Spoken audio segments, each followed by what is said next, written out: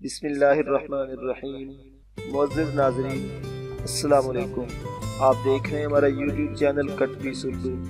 اگر آپ نے ابھی تک ہمارا چینل سبسکرائب نہیں کیا تو برائے مہربانی سے سبسکرائب کریں اور بیل کے بٹن پر کلک بھی کریں تاکہ ہماری نئی آنے والی ویڈیوز کی اطلاع بر وقت آپ تک پہنچ سکے۔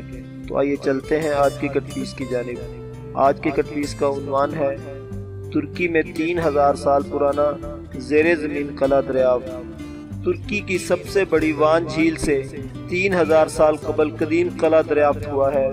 ماہرین آثار قدیمہ نے ترکی کے صوبے وان میں واقع جھیل سے اورارتو تہذیب سے تعلق رکھنے والے قلعے کی باقیات دریافت کی ہیں جو تقریباً 3000 سال پرانی ہے۔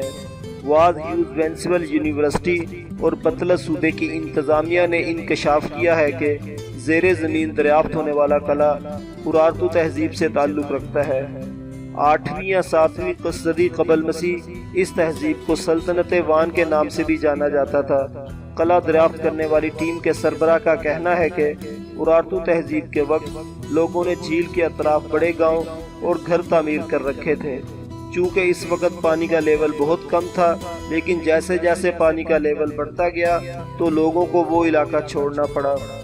خیال رہے کہ وان جھیل ترکی کی سب سے بڑی اور مشرق وسطیٰ کی دوسری بڑی جھیل ہے جو وین اور بطلس صوبوں کے درمیان سے گزرتی ہے۔ تقریباً 6000 سال سے موجود وان جھیل کی موجودہ گہرائی اورارتو تہذیب سے کئی سو میٹر زیادہ ہے۔ معزز ناظرین، ہمیں امید ہے آج کی ویڈیو آپ کو پسند آئی ہوگی۔ مزید ویڈیوز دیکھنے کے لیے ہمارے چینل کٹ پیس اردو کو سبسکرائب کریں۔ شکریہ۔